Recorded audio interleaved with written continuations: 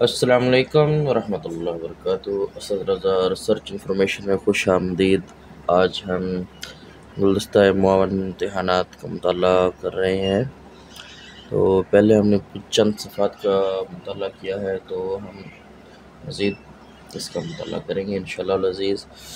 آپ لوگوں سے بس اتنی ہی گزارش ہے کہ اس کو سنیں اور دوسرے تک ضرور پہنچائیں، جزاک اللہ۔ تو ہم اپنے منتخب صفحات پر چلتے ہیں، جس کا ہم نے کل مطالعہ بیچ میں چھوڑا تھا، تو اسے اوپن کرتے ہیں۔ تو ہم نے صفحہ نمبر 33 کا جو سوالیہ حصہ ہے، اس کو ہم نے کلوز کر دیا تھا کہ ہم اس کا مطالعہ بعد میں کریں گے۔ تو اس کا مطالعہ اب ہم شروع کرتے ہیں۔ یہ تقریباً 16 صفحات پر مشتمل ہے تقریباً۔ تو اس سے بسم اللہ کرتے ہیں۔ اعوذ باللہ من الشیطان الرجیم، بسم اللہ الرحمن الرحیم۔ القرآن علوم القرآن کے مشہور مختصر سوالات و جوابات۔ پہلا سوال ہے، قرآن مجید کا مختصر تعارف درج ہے۔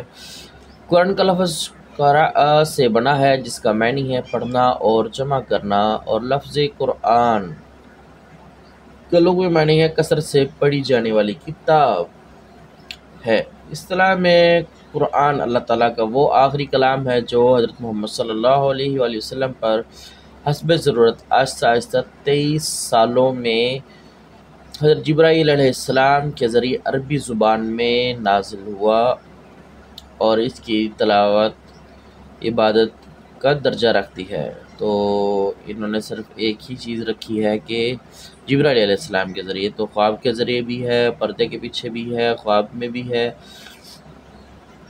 تو یہ الگ الگ معاملات بھی ہیں، ٹھیک ہے۔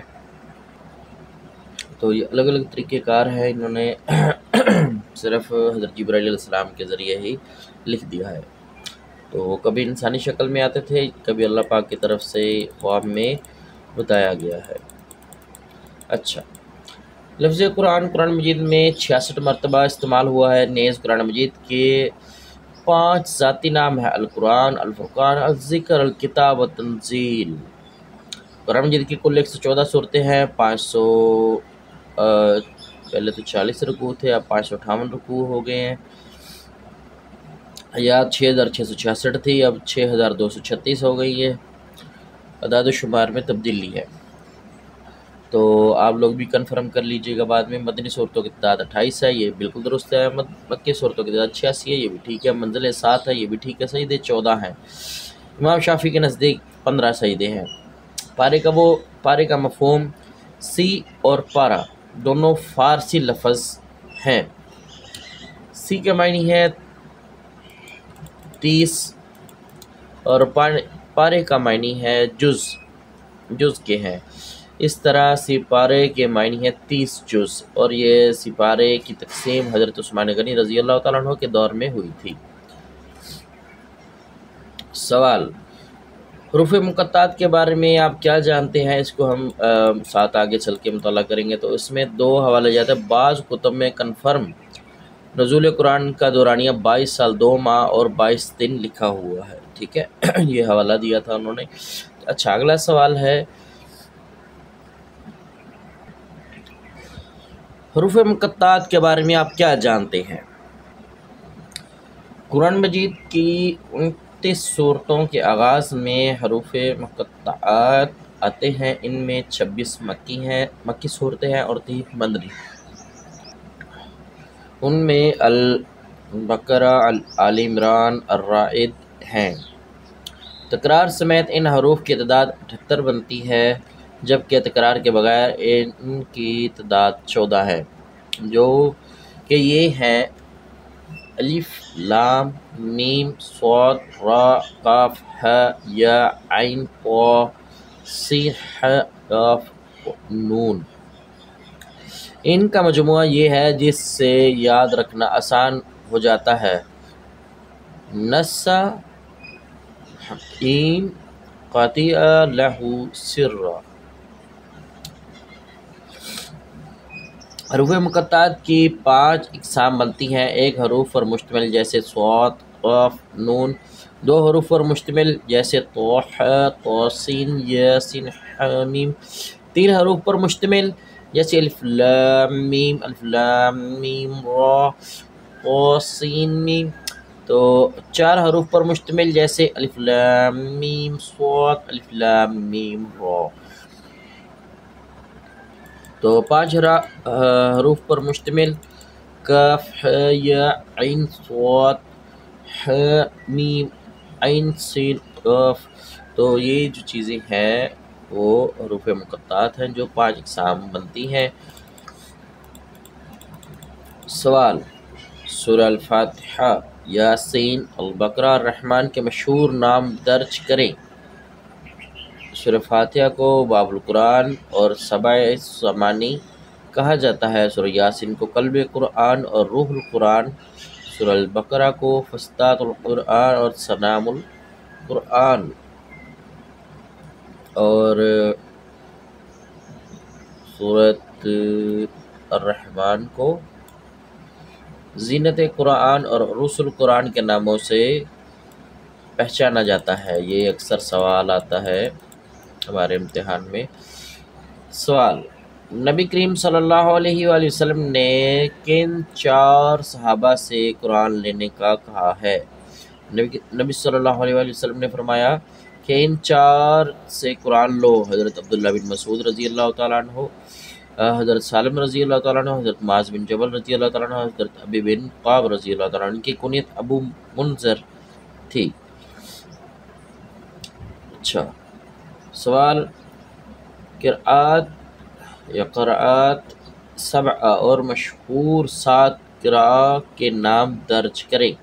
7 مشہور قراء اور ان کی سن وفات یہ ہے: نافع 169 ہجری، عاصم 127 ہجری، حمزہ 156 ہجری، عبداللہ بن عامر 118 ہجری، عبداللہ بن کثیر 120 ہجری، ابو عمر بن العلا 154 ہجری، علی القصائی 199 ہجری رحمہ اللہ کی ہیں.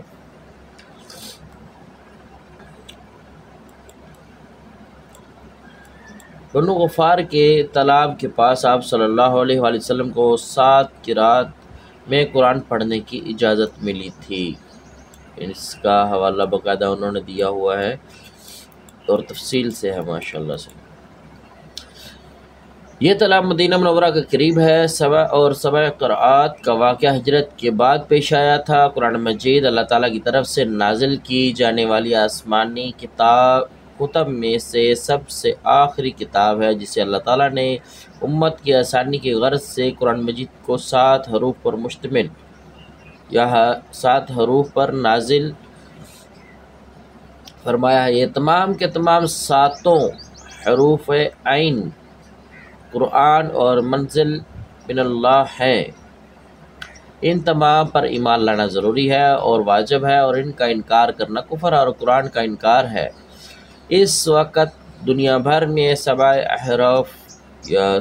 حروف پر مبنی 10 قرآت اور 20 روایات پڑھی اور پڑھائی جا رہی ہیں. ان میں سے 4 روایت قالون، روایت ورش، روایت دوری اور روایت حفظ ایسی ہیں جو دنیا کے کسی نہ کسی حصے میں باقاعدہ رائج اور متداول ہے. عالم اسلام کے ایک بڑے حصے پر قرات امام عاصم برویت حفظ رائج ہے، جبکہ مغرب، الجزائر، اندلس اور شمالی افریقہ میں قرات امام نافع برویت ورش اور لیبیا، تیونس اور متعدد افریقی ممالک میں روایت قالون عن نافع. مصر، صومالیہ، سوڈان اور حضر موت میں روایت دوری عن امام ابو عمر بصری رائج اور متدول ہے۔ تو ان کی تفصیل بھی آپ کے سامنے آ گئی ہے کہ کن کن ملکوں میں ہے یہ رائج۔ واقعہ سوال ہے، واقعہ بر معونہ میں حفظ کی شہادت کا قصہ بیان کریں۔ صفر 4 ہجری کو ابو برا کی درخواست پر اہل نجد کی تعلیم قرآن اور تبلیغ کے لیے آپ صلی اللہ علیہ وسلم نے منذر بن عمر سعدی رضی اللہ تعالیٰ عنہ کی امارت نے 70 قاریوں کو بھیجا تھا، جو عامر بن طفیل کی غداری کی وجہ سے سوائے 2 صحابہ منذر بن محمد رضی اللہ تعالیٰ عنہ اور عمار بن امیہ رضی اللہ تعالیٰ عنہ کے سب شہید کر دیے گئے، جس کو تاریخ میں واقعہ بر معونہ کے نام سے یاد کیا جاتا ہے، اور جنگ یمامہ جو کہ 12 ہجری کو مسلمہ کذاب کے خلاف حضرت ابوبکر صدیق رضی اللہ تعالیٰ عنہ کی خلافت میں ہوئی، اور اس میں 70 حفاظ شہید ہوئے، جس میں حضرت عمر فاروق رضی اللہ تعالیٰ عنہ نے قرآن مجید کو جمع کرنے کا مشورہ دیا۔ سوال: قرآن مجید کے ابتدائی تراجم پر مختصر نوٹ لکھیں۔ برصغیر میں شاہ ولی اللہ محدث دہلوی 1703 عیسوی تا 1762 عیسوی سن پیدائش اور وفات ہے نے سب سے پہلے فارسی زبان میں قرآن مجید کا ترجمہ کیا، بقول بابائے اردو عبدالحق کے۔ اردو زبان میں قرآن مجید کا پہلا لفظی ترجمہ مولانا شاہ رفیع الدین 1750 عیسوی تا 1818 عیسوی نے کیا تھا، تو اس اعتبار سے مولانا شاہ رفیع الدین رحمہ اللہ کو اردو ترجمہ قرآن کا بانی بھی کہا جاتا ہے۔ اس کے بعد شاہ عبدالقادر 1753 عیسوی تا 1814 عیسوی نے موضوع القرآن کے نام سے بامحاورہ قرآن مجید کا اردو ترجمہ کیا ہے۔ اچھا، سوال: تفسیر قرآن کے مشہور ماخذ و مصادر واضح کریں۔ جواب ہے، قرآن مجید کی تفسیر کے مشہور ماخذ حسب ذیل قرآن، احادیث، اقوال صحابہ، اقوال تابعین، اسرائیلیات، لغت العرب یا لغت عرب، عقل سلیم، یہ 7 مشہور ماخذ ہیں، ٹھیک ہے، ان کو یاد رکھنا ضروری ہے۔ مفسر کے لیے ضروری علوم کون سے ہیں؟ علم لغت، علم نحو، علم صرف، علم اشتقاق، علم معنی، بیان معبدی، علم قراءات، علم الکلام، اصول فقہ، اسباب نزول، علم قصص، علم ناسخ و منسوخ، حدیث نبوی اور توفیق الہی وغیرہ شامل ہیں۔ تو سوال: تفسیر اور علوم القرآن میں کیا فرق ہے؟ قواعد تفسیر اور علوم القرآن میں کیا فرق ہے؟ علم تفسیر میں قرآن مجید کے معنی کو واضح یا وضاحت اور ان کے احکام و حکمتوں کو بیان کیا جاتا ہے، بقول علامہ علوسی تفسیر وہ علم ہے جس میں قرآن کے لفظ کی ادائیگی کی کیفیت، ان کے مفہوم، ان کے افرادی و ترکیبی احکام اور ترکیبی حالت میں ان کے جو معنی مراد ہوتے ہیں ان سے بحث کی جاتی ہے، ان کے تتمہ یعنی ناسخ و منسوخ، شان نزول وغیرہ سے بحث کی جاتی ہے۔ روح المعانی مقدمہ۔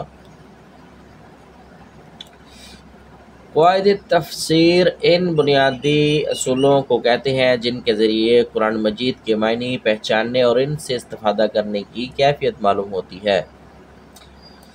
تو نیچے ایک حوالہ دیا گیا تھا۔ اسی طرح صفر 4 ہجری میں غدل و قہرہ نے صحابہ کو شہید کیا تھا، جیسے تاریخ میں واقعہ رجی کہا جاتا ہے۔ ٹھیک ہے، تو یاد رہے کہ ہم نے ساتھ ساتھ ہر پیج کے حاشیے پڑھے ہیں۔ دونوں میں فرق، قواعد تفسیر اور تفسیر کی تعریفات سے دونوں کے درمیان فرق واضح ہو گیا۔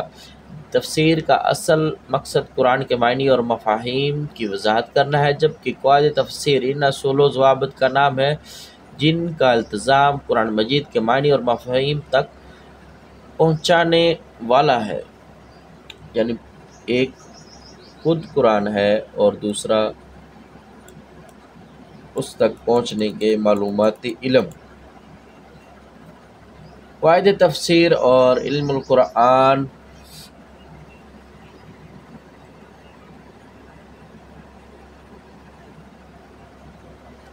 قواعد تفسیر اور علوم القرآن، یہ اب فرق آئے گا۔ علوم القرآن میں ہر وہ علم شامل ہے جس کا کسی بھی نوع سے قرآن کے ساتھ تعلق ہو، جبکہ قواعد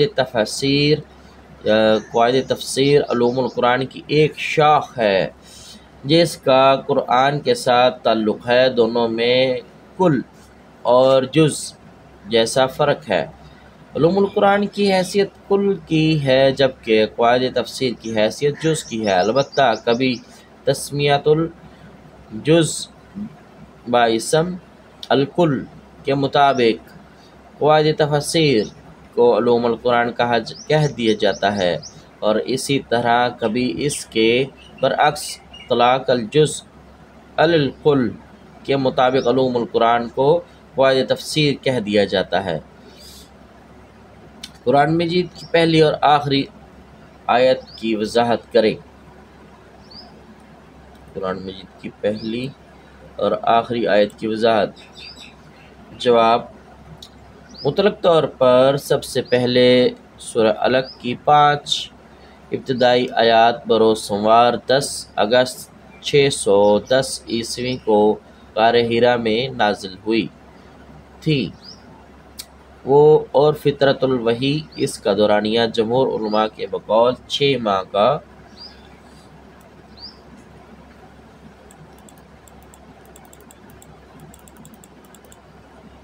تھا، اور اس کے بعد سورہ مدثر کی آیات نازل ہوئی تھیں، اور سب سے آخر میں سورہ البقرہ کی آیت نمبر 281 وَاتَّقُوا يَوْمًا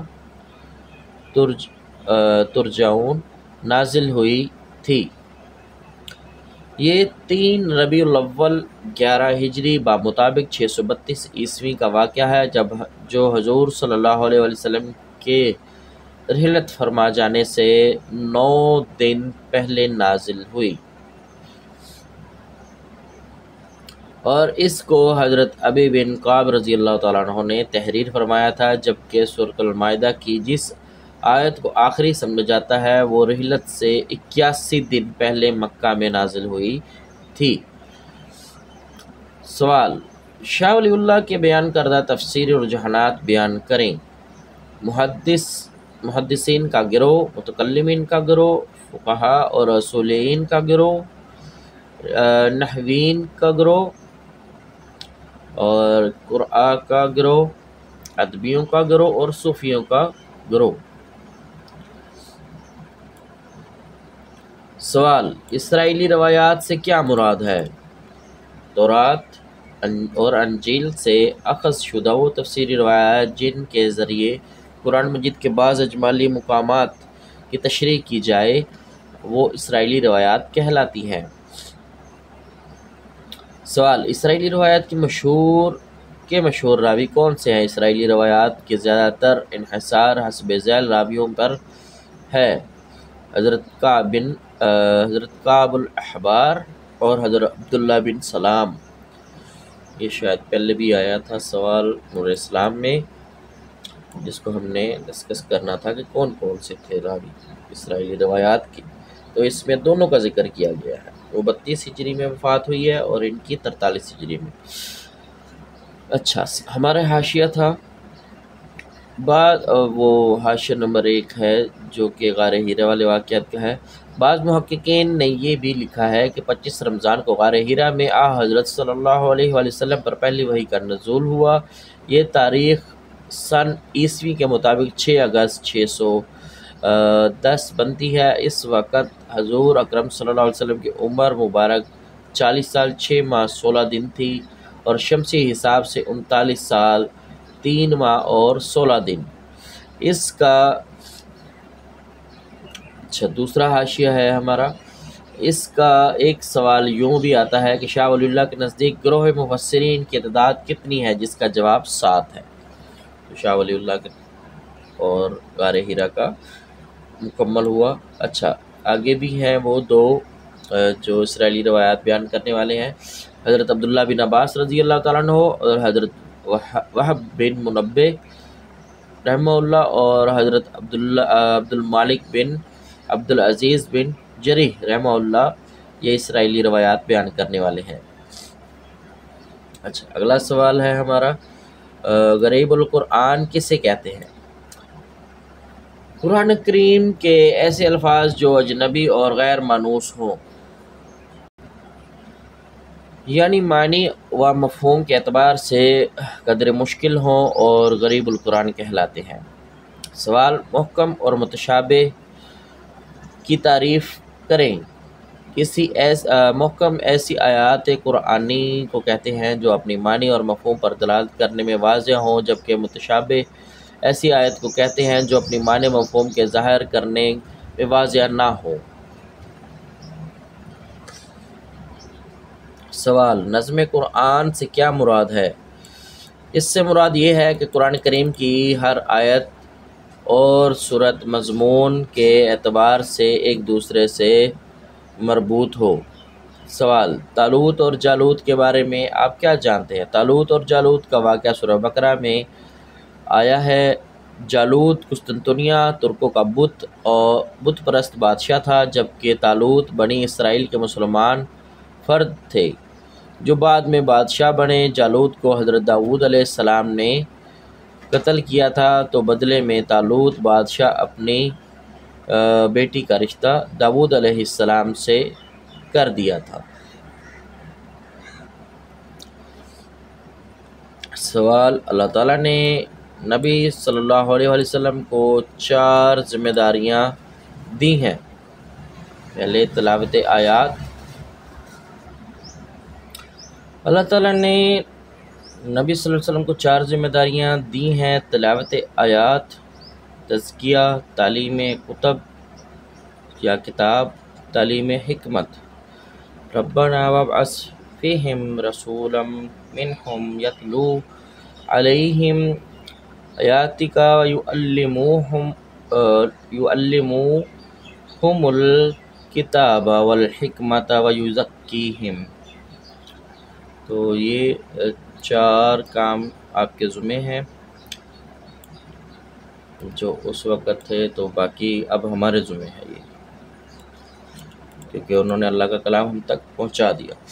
सवाल, लफ्ज़ कलाला से मुराद है ऐसा शख्स जिसने ना असूल दीन व ऐसा शख्स जिसके ना असूल वालदैन हो, ना फ़रई औलाद रिश्तेदार हों। ये मसला सूरह निसा की आयत नंबर 176 में हज़रत जाबिर बिन अब्दुल्ला रज़ी अल्लाह तआला अन्हु, बस यही लिखा हुआ है तो में ज़िक्र किया गया है। तो इसको भी इंशाल्लाह देखते हैं बाद में, अगर इन्होंने हाशिया भी नहीं दिया हुआ साथ। सूरत। सवाल है, सूरत अल-माइदा के तारुफ पर मुख्तसर नोट लिखें। सूरत अल-माइदा मदनी है, इसके 16 रुकू और 120 आयात हैं। बनी इसराइल ने हज़रत ईसा अलैहिस्सलाम से नज़ूल माइदा का मुतालबा किया था, इसी वजह से इसका नाम माइदा रखा है। माइदा का मायनी है दस्तरख्वान, और लफ्ज़ माइदा आयत नंबर 112 में आया है। सवाल है, जानवर के ज़रिए शिकार की शराइत कौन सी है? शिकारी जानवर सीधा या हवा हो, सिधाया हुआ हो, लफ्ज़ तो ऐसे लिखा हुआ है। इसे शिकार के लिए छोड़ा जाए, چھوڑتے وقت تکبیر پڑھی جائے، مطلب شکار جو جانور ہے شکاری کا اسے سکھایا ہو اور اسے شکار کے لیے چھوڑا جائے، اور پھر جب چھوڑنے سے قبل جو ہے وہ تکبیر کہنا لازمی ہے، تبھی جانور حلال ہو گیا، ادروائز وہ حرام ہے۔ اچھا، قرآن و سنت سے ثابت شدہ حدود کون کون سی ہیں؟ قرآن و سنت سے ثابت شدہ 7 افعال ایسے ہیں جن کے ارتکاب پر حدود کا نفاذ ہوتا ہے۔ حد زنا، شادی شدہ کے لیے رجم کی سزا اور کنواروں کے لیے 100 کوڑے کی سزا ہے۔ حد قذف، کسی پاک دامن شخص پر زنا کی تہمت لگانے پر 80 کوڑے کی سزا مقرر ہے، یعنی تہمت ثابت نہ ہو۔ تہمت کا مطلب ہی یہ ہے کہ الزام لگانا لیکن اس کو وہ ثابت نہ کر پائے، ٹھیک ہے۔ آگے ہے حد خمر، شراب نوشی، شراب پینے والے کے لیے 40 یا 80 کوڑے سزا مقرر کی گئی ہے۔ تو لفظ رے نہیں لکھا گیا، تو اس میں یہ ہے کہ پہلے 40 تھے اور حضرت عمر فاروق رضی اللہ تعالیٰ عنہ کے دور میں جب لوگ اس حرکت سے باز نہیں آئے تو پھر 80 کر دیے گئے۔ حد سرقہ، چوری، اس کی سزا قطعیت یعنی ہاتھ کا کاٹ دینا۔ پھر اگلا ہے 5ویں نمبر پر حد حرابہ، خون ریزی، فساد فی الارض، اس کی سزا قتل، سولی، ہاتھ پاؤں کا کاٹنا مختلف اطراف سے، اور جلا وطنی بھی ہے۔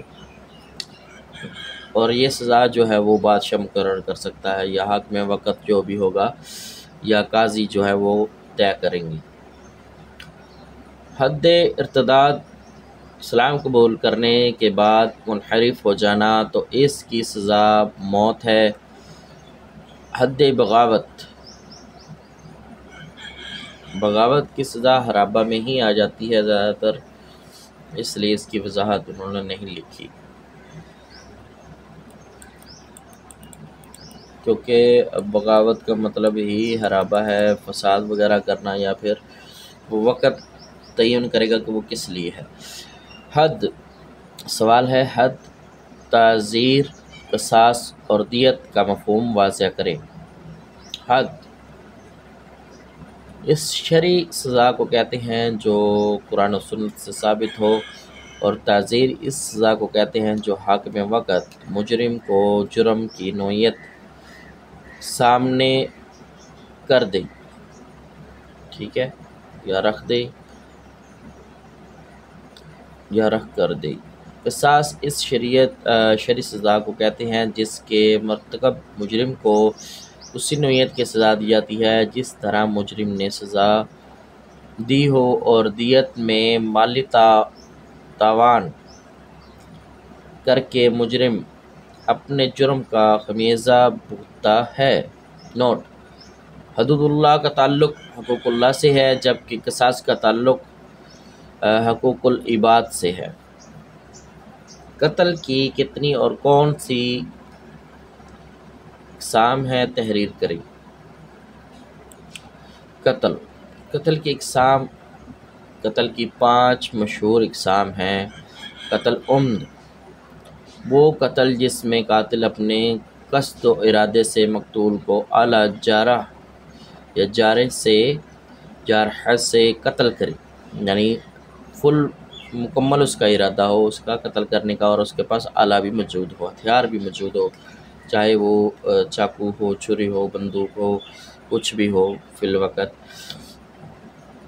قتل شبہ عمد، وہ قتل جس میں قاتل کا ارادہ مقتول کو ہلاک کرنے کا نہ ہو مگر کوئی ایسی چیز استعمال کرائے جس سے مقتول ہلاک ہو جائے، مثلاً کسی شخص کے ڈنڈا استعمال کرنے کی وجہ سے بندہ ہلاک ہو جائے، یا اس کو گرانے کی وجہ سے اس کی موت ہو جائے، یا مکہ مارنے سے بھی آج کل ہو جاتی ہے کہ کسی کو ایک مکہ رسید کر دیا جائے تو، یا تھپڑ رسید کر دیا تو ویسے بھی آج کل ہلاکت ہو جاتی ہیں، اللہ جانے کیسی موتیں ہیں۔ اچھا، قتل خطا، مثلاً شکار پر تیر چلایا تو غلطی سے وہ تیر کسی آدمی کو لگ گیا، مطلب کہ کسی کو آج کل بندوق کا استعمال کیا جاتا ہے، شرے کا استعمال کیا جاتا ہے، گولی کا استعمال ہے، اور مختلف اور بھی چیزیں ہیں۔ تو اگر اس نے شکار کے لیے ہتھیار کا استعمال کیا تو غلطی سے وہ شخص یا تو وہاں سے اچانک گزر گیا، یا وہ پہلے سے موجود تھا کسی آبادی میں، تو وہ قتل خطا ہو گیا، غلطی سے مطلب لگ گیا۔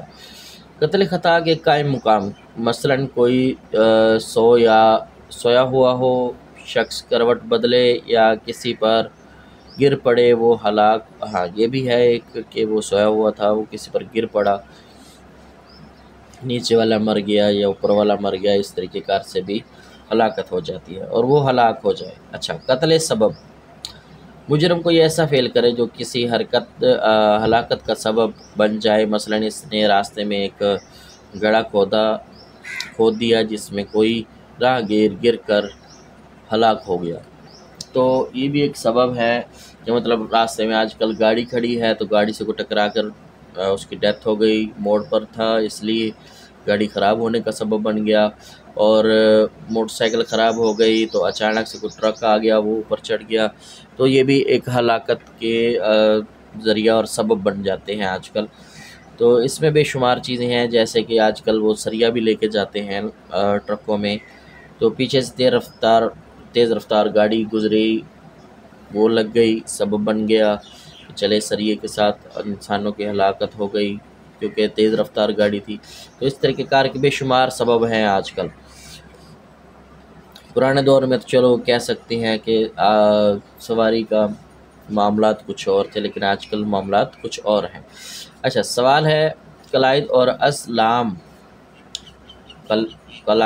اور ازلام سے کیا مراد ہے؟ قلائد سے مراد وہ جانور ہیں جن کے گلوں میں پٹھے بندھے ہوں، ٹھیک ہے، اور ازلام سے مراد تیر ہیں۔ زمانہ جاہلیت میں لوگ کوئی کام کرنے سے پہلے تیروں سے فال نکالتے تھے، جس کو قرآن نے ازلام کے نام سے ذکر کیا ہے۔ یہ تیر خانہ کعبہ میں حبل بت کے سامنے پڑے ہوتے تھے کہ اپنے تقدیر کا فیصلہ ان تیروں سے کرتے تھے، وہ کہ روٹی کھانی ہے یا نہیں کھانی۔ بڑے بڑے مطلب کام کہ بارش ہوگی نہیں ہوگی، بیٹا ہوگا بیٹی ہوگی، کیا ہوگا، اس طریقے کار کے کئی معاملات ہیں۔ یا منحتقات اور مقوزہ اور متردیہ اور نتیحیہ یا نتیحہ کا مفہوم واضح کریں۔ منحتقات وہ جانور جو گلا گھٹنے سے مرے، موقوزات وہ جانور جو بغیر دھاری دار چیز کے لگنے سے یا چوٹ لگنے سے مرے، متردیہ وہ جانور جو گر کر مرے، نتیحہ وہ جانور جو کسی دوسرے جانور کے سینگ لگنے سے مرے۔ باقاعدہ ان کی تفسیر بھی بیان ہو گئی ہے۔ اچھا، سوال ہے سائبہ، بحریہ، وسیلہ اور حام کا مفہوم واضح کریں۔ سائبہ اور اس اونٹنی کو کہا جاتا ہے جس سے پے در پے 10 مادہ بچے پیدا ہوئے، ایسی اونٹنی کو چھوڑ دیا جاتا ہے، اس پر سواری نہیں کی جاتی، اور اس کا دودھ صرف مہمان ہی پیتے تھے۔ یہ زمانہ جو ہے وہ پہلے دور کی بات ہے، آج کل تو بھینس اور گائے کا دودھ چلتا ہے، خیر وہ عربوں کے معاملات ہیں۔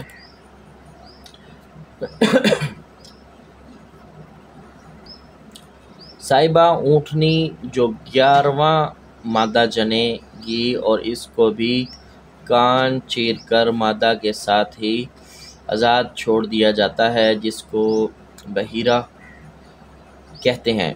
وسیلہ اس بکری کو کہا جاتا تھا جو پے در پے 5 دفعہ 2 مادہ بچے جنتی تھی، پھر چھٹی دفعہ اس سے جو بچے پیدا ہوتے اس کو صرف مرد کھا سکتے تھے، عورتیں نہیں کھا سکتی تھیں۔ حامی، یہ دور جاہلیت کی بات ہے، حامی اس نر اونٹ کو کہتے تھے جس کی جفتی سے پے در پے 10 مادہ بچے پیدا ہوتے۔ ایسے اونٹ کو بھی پھر آزاد چھوڑ دیا جاتا تھا، اس پر سواری نہ کی جاتی، وغیرہ وغیرہ۔ مطلب یہ دور جاہلیت میں ہی ہے کہ 10 بچے اگر وہ مادہ جنتی ہے تو اس کا دودھ جو ہے جو 11ویں دفعہ ہوگا تو وہ مہمانوں کے لیے ہوگا، اسے آزاد چھوڑ دیا جاتا، اسے بحیرہ کہتے۔ اور جو بکری 5 دفعہ بچے جنے گی جو وسیلہ ہے تو 2 بچے جنے گی، اسے چھٹی دفعہ پھر چھوڑ دیا جاتا ہے، یا اس کے بچے یا اس کا دودھ وغیرہ یا اس کا گوشت وغیرہ مرد کھا سکتے، عورتیں نہیں کھا سکتے۔ یہ دور جاہلیت کی باتیں ہیں۔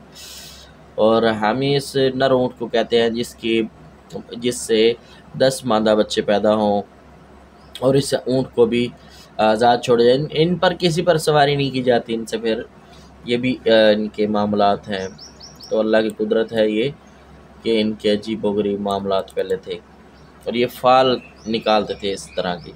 اچھا سوال، قسم کی کتنی اور کون سی اقسام ہیں؟ درج کریں۔ قسم کھانا مطلب جو قسم کو عربی میں یمین کہتے ہیں، اور اس کی مشہور 3 اقسام ہے۔ یمین منعقدہ، یہ وہ قسم ہے جس پر دنیاوی اعتبار سے سزا دی جاتی ہے، مثلا انسان مستقبل میں کسی کام کو کرنے یا نہ کرنے کی قسم اٹھائے اور اس قسم کا کفارہ ادا کر کے اس کو توڑا جا سکتا ہے۔ یمین غموس، عمدن جھوٹی قسم کھانا، مثلا کسی کو دھوکہ دینے کے لیے، کسی سے مال چھیننے کے لیے عدالت میں جھوٹی گواہی دینا، جھوٹی قسم کبیرہ گناہ میں سے ہے، اس کا کوئی کفارہ نہیں، لیکن دنیا و آخرت کا وبال ہوگا۔ توبہ استغفار لازمی آتی ہے، تو آج کل ہماری عدالتوں میں یہ بہت زیادہ ہے۔ یمین لغو، یہ عام طرز تکلم سے متعلق ہے۔ سوال، قرآن نے نصارہ کی کن گمراہیوں کا رد کیا ہے؟ تو اس کا سوال کا جواب ہے تثلیث، ابنیت مسیح، الوہیت مسیح، تسلیب، فارکلیت کی غلط توجیہ وغیرہ۔ یعنی کہ وہ اللہ اور حضرت عیسیٰ کو، حضرت مریم کو اللہ کی اولاد قرار دیتے ہیں، ان کے ساتھ مشابہت دیتے ہیں، اور اللہ مانتے ہیں کبھی کبھی، اور ان کو صلیب بھی چڑھایا گیا۔ اور فارکلیت مطلب وہ آنے والے نبی کے متعلق جو گفتگو کرتے ہیں اس کا نام وہ کہتے ہیں یہ فارکلیت بھی ہے۔ اس قسم کی غلط ملت میرے اندازے کے مطابق گفتگو ہے۔ قسم اور نظر کا کفارہ کیا ہے؟ قسم اور نظر کا کفارہ ایک ہی ہے، وہ یہ کہ حسب ذیل میں سے کسی ایک پر عمل کر لے۔ 10 مسکین کو کھانا کھلانا، کپڑے پہنانا، ایک غلام آزاد کرنا، 3 روزے رکھنا۔ جو فی الحال جو ہے مسکین ڈھونڈنے مدارس میں آسان ہے، معاشرے میں مشکل ہے۔ کپڑے پہنانا تو ان کو ہی پہنانی ہے، کسی عام ہر ایک کو نہیں۔ غلام آزاد کرنا فی الحال کے دور میں غلام آزاد کرنا مشکل ہے، لیکن جیسے کوئی بے گناہ آج کل عدالتوں میں ہو تو اس کی ضمانت بھی دی جا سکتی ہے، اس کا پیسہ بھر کے اس سے آزادی دلوائی جا سکتی ہے۔ 3 روزے رکھنا، تو اگر کچھ بھی نہ مل سکے انسان کو تو وہ 3 روزے رکھ کے اللہ تعالیٰ سے توبہ استغفار کر سکتا ہے۔ سوال، حرابہ کی سزا کیا ہے؟ قتل، سولی چڑھائی، یہ پہلے بھی آ چکا ہے، چڑھا دیے جائیں، مخالف سمت سے ہاتھ پاؤں کاٹ دیے جائیں، جلا وطن کر دیا جائے۔ یہ قاضی پر ہے کہ وہ کیا سزا دیتا ہے، یہ تعزیراً سزا ہے۔ سوال، حضرت ابراہیم علیہ السلام کے سورہ النحل میں کون سے خصائص بیان کیے گئے ہیں؟ امت، کانت، حنیف اور شاکر۔ ایک مکمل امت کا ذکر ہے ان کا کہ یہ مکمل امت تھے۔ سورہ النحل میں دعوت کے کون سے 3 اصول بیان کیے گئے ہیں؟ حکمت، معزت الحسنات، جدال بالاحسان، جدال بالاحسان۔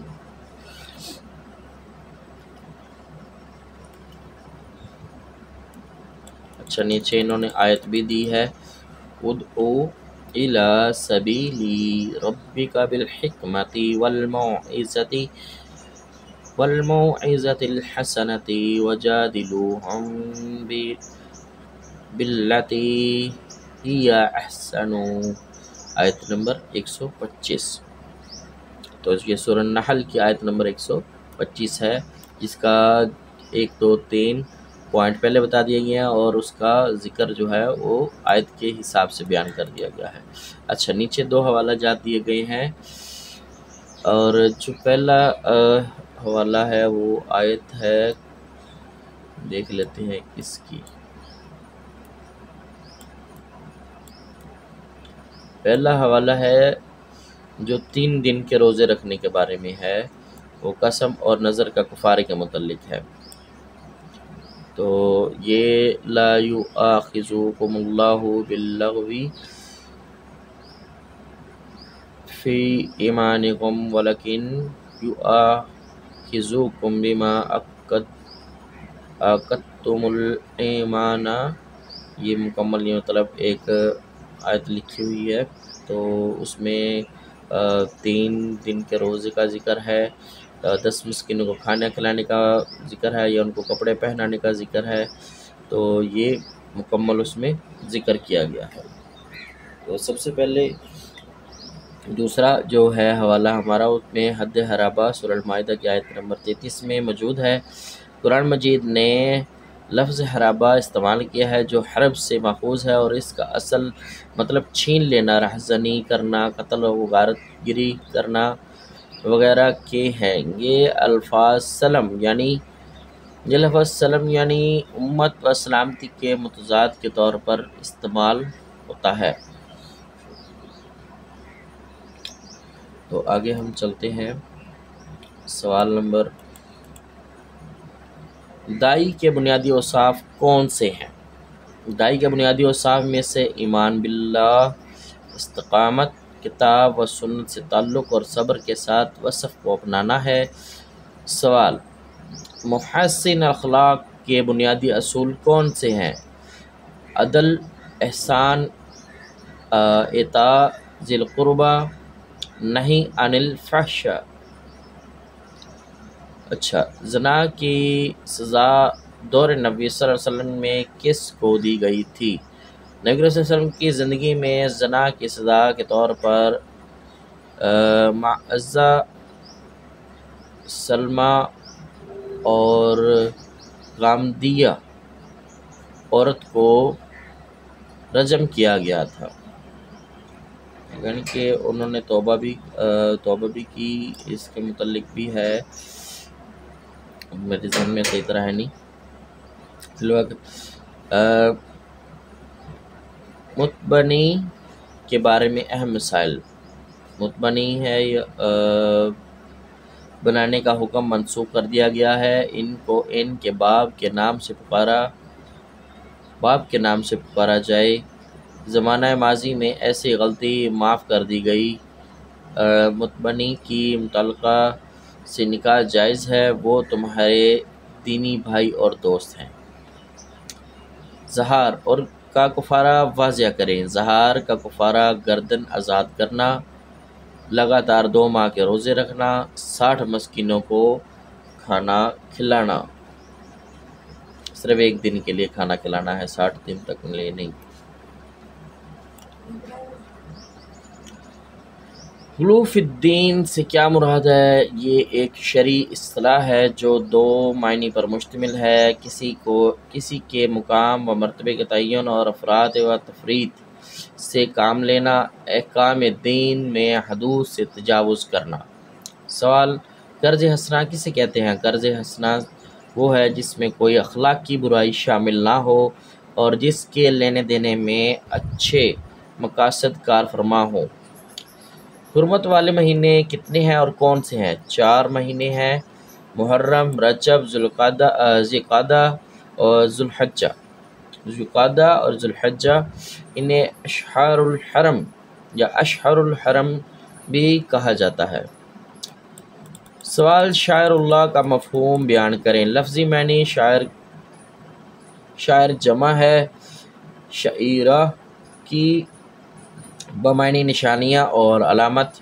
شاعر اور اس محسوس چیز کو کہا جاتا ہے جو کسی چیز کی علامت ہو۔ اصطلاحی معنی: شاعر اسلام ان اعمال اور افعال کو کہا جاتا ہے جو عرفاً مسلمان ہونے کی علامت سمجھے جاتے ہیں، جیسے نماز، ختنہ، صفا و مروہ۔ حج کی کتنی اور کون سی اقسام ہیں؟ حج کی 3 اقسام ہیں: حج قرآن، حج تمتع، حج افراد۔ نبی صلی اللہ علیہ وسلم نے حج قرآن کیا تھا، مگر افضل حج تمتع ہے۔ آگے 2 حوالہ جات ہیں زہار کا، جو کہ پہلا حوالہ ہے، اس میں والذین یظاہرون من نسائہم ثم یعودون لما قالوا فتحریر، یہ مکمل ایک آیت اور مسکینہ تک مکمل بیان کی گئی ہے۔ اسلام میں پہلے حج پر مختصر نوٹ لکھیں۔ اسلامی تاریخ میں پہلا حج حضرت ابوبکر صدیق رضی اللہ تعالیٰ عنہ کی قیادت میں 9 ہجری کو ہوا۔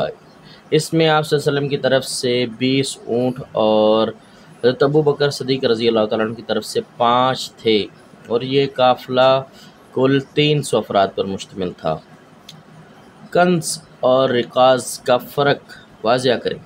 کنز کے اصلی معنی خزانے کے ہیں، اور اس سے مراد وہ مال ہے جو ہم جمع کرتے ہیں اور اس سے زکوٰۃ نہیں نکالتے، جبکہ رکاز سے مراد دفینے اور کانوں سے نکلے ہوئے معدنیات، سونا اور چاندی وغیرہ ہیں، جن پر زکوٰۃ بھی ضروری ہے۔ اشر اور اشور میں کیا فرق ہے؟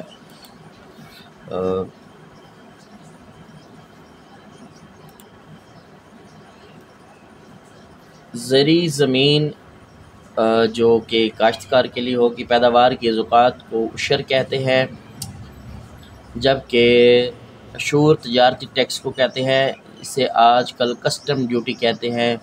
اشر صرف مسلمان دیتے ہیں اور جبکہ اشور مسلمان اور غیر مسلم سب دیتے ہیں۔ یہ مکمل سب پر لازم ہے۔ اچھا، مصارف زکوٰۃ کے نام درج کریں۔ مصارف زکوٰۃ یعنی جہاں جہاں زکوٰۃ دی جا سکتی ہے وہ 8 ہیں، جن کا ذکر سورۃ توبہ کی آیت نمبر 60 میں ہے۔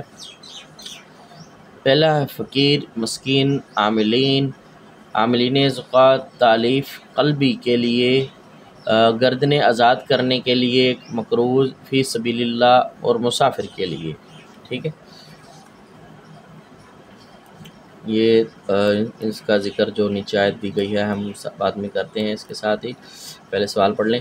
دین اور مذہب میں فرق واضح کریں۔ ڈاکٹر اسرار احمد دین اور مذہب میں فرق واضح کرتے ہوئے فرمایا کرتے تھے کہ مذہب عقائد، عبادات اور اسلامی رسم و رواج کا نام ہے، جبکہ عقائد، عبادات، اسلامی رسم و رواج، معاشرت، سیاست اور معیشت کا نام دین ہے۔ الغرض، مذہب صرف جزوی اور انفرادی طور پر اسلامی زندگی گزارنے کا نام ہے، جبکہ دین تمام زندگی کے شعبہ جات پر محیط ہوتا ہے۔